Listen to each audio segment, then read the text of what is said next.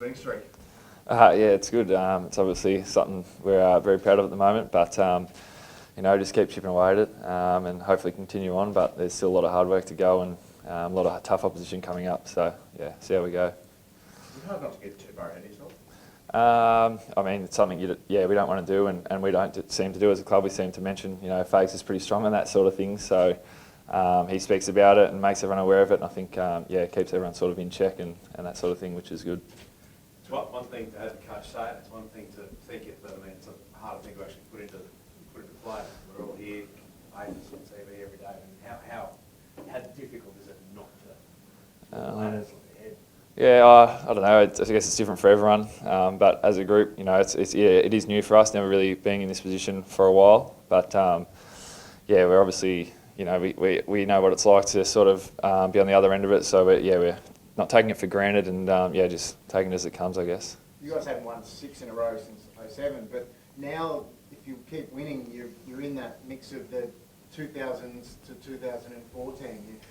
The greatest Lions team, arguably one of the greatest teams ever. Does it make you sort of pinch yourself about how well the team's playing, that they're in that sort of elite company? It's definitely a positive thing to be playing like this, but I think there's still a fair way to go before you sort of get into that sort of bracket or talk. That's a big achievement what they did. So, like I said, still a fair while to go before that sort of gets out there. But I think it's just important, as we've seen on the weekend, the results, no matter who you're playing, can go either way. So there's still a lot to go before we get there.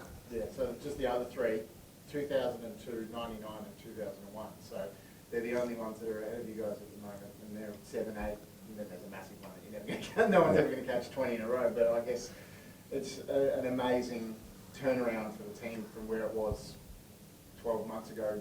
At the bye last year, you only had 2 wins at the bye. Yeah, correct. Obviously, we're a long way where we were last year, and we're extremely proud of it and that sort of thing. But like I said, there's still a lot of work to do, and we just take it one week at a time, and you never know what you're going to get each week. So just take it as it comes.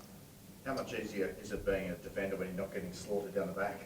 It's obviously, this year we probably had a lot of less inside 50s against us previously, and the pressure the boys are applying up the field is definitely helping with that. Like I said, it definitely does make your job a lot easier, including setting up and just that sort of thing. So, it's a good thing to have in the team, the pressure they put on. But can you tell us how important and how big Harris Andrews is for you guys? Ginormous, as you see week in, week out. You know what you're going to get, gets the job done. Not only does he managed to beat his opponent, but he also big in winning the ball back for us and then helping us set up our offence and transition from defence. So. Saying that he's a bit of a cloud hanging over him. Yeah. He's missing. Yeah, if he misses, he misses. We'll see what happens, but he's missed a couple of games this year and even last year, and we had blokes that were able to come in that have been playing terrific footy in the NEFL and just transitioning seamlessly. So if that happens, we'll just deal with that and go through with it with no fuss. He told you if he's going to fight the charge? Not sure yet. I haven't seen him, so we'll have to wait and see what comes of that later today. 100 games for you, mate.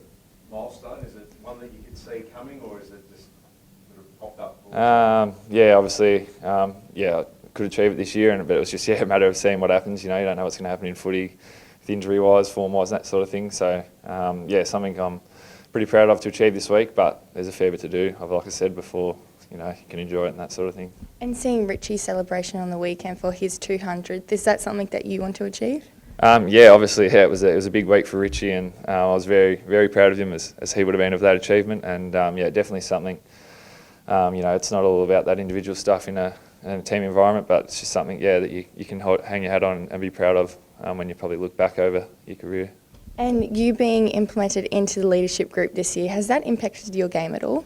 I feel like you probably feel a little bit more responsibility, but everyone's different leaders, and I'm sort of probably a bit quieter to other guys and do it a bit more by action. So I think I've just tried to continue that and being involved in with it, just trying to take a few things off the other guys, sitting in on the meetings and that sort of thing. So I feel like I'm growing as a leader, but still a lot of learning to do. Yeah. How big a challenge is going down to Tasmania? Obviously, nice and warm outside up here, but you probably won't be down there. Obviously it's always a big challenge going down to Tassie against the Hawks. They play really well, really good brand of footy down there. we won't worry too much about the conditions. We've played in the cold before, and we've been able to win. Play in the heat, and you're able to win or lose. So we'll just go down there and focus on the task. But like I said, they play good footy down there, so we're going to have to be on our A game. Did you guys learn anything from the experience in Bendigo, where it probably wasn't as cold as everyone In Ballarat, was it? Ballarat, Sorry. sorry. Yeah, you're right. Yeah, it was a bit cold down there, but and the conditions, it was windy and that sort of thing. So we hadn't experienced a lot of that. So I think we'll take a little bit out of that if it is similar against Hawthorn, which will definitely help us. You've had the wood over them over the last sort of little while. Yeah, we've managed to beat them, but like I said, this year's been a pretty funny year. You don't know what's going to happen, so you forget about all that and just pretty much focus on this week. And if we don't do what we've been doing, then they'll easily. They've been in good form. They've won their last 3 against good opposition. So and they're surging towards trying to get into finals as well. So we're both sort of playing for the same thing at the moment. What about Saturday night? What do you take out of that? Because it was tight. Yeah. And for you to get over the line in a tight game like that and surge back, what do you take out of it? Yeah, I guess the couple of weeks before we've been able to sort of get in front and have a lead and be able to finish off games. So we had a bit of a different challenge on Saturday night, which was a pretty tough one. Coming from behind and that sort of thing. But I guess it's good to show that I guess you're resilient and sort of versatile in a way to be able to overcome those situations and eventually get the win, even though it was tight. A win's a win, so that's all you can do. I'm sure you would have been really happy with the end result, but as a defender, when you were watching the body contact between Thompson and McInerney, did you think that was a free kick? Yeah, it was probably a bit touch and go, but like we've seen in a lot of games, there's a lot of free kicks that go your way and don't go your way, so it's just the way it goes. We were on the end of a good one, and sometimes you're not, so it's just the way it happens. Obviously, not good news that's happened over the weekend. I guess there was a pretty vile Facebook post about Alan on the weekend. How disappointing is it that it happened again, but also that it seems to have happened from a Brisbane Lions supporter? Yeah, it's extremely disappointing. As a club, they've taken a pretty hard stance on it. We've got zero tolerance for that sort of thing. He's not a member of the club or anything like that, so they've sort of dealt with it, with even involving, I think, with the police and that, to sort of eradicate him from the club and that sort of thing. And I've been speaking to Bundy a little bit, so yeah, we're obviously here just to support him and his family. But the club has sort of dealt with it in a very good way, in a hard manner, so looking just to move on from it now. Yeah, he's good. He's obviously a bit, was a bit distraught, as you'd expect when it first came out, but he's in at the club now and yeah, seems good, so we're just here to get around him and support him as we can.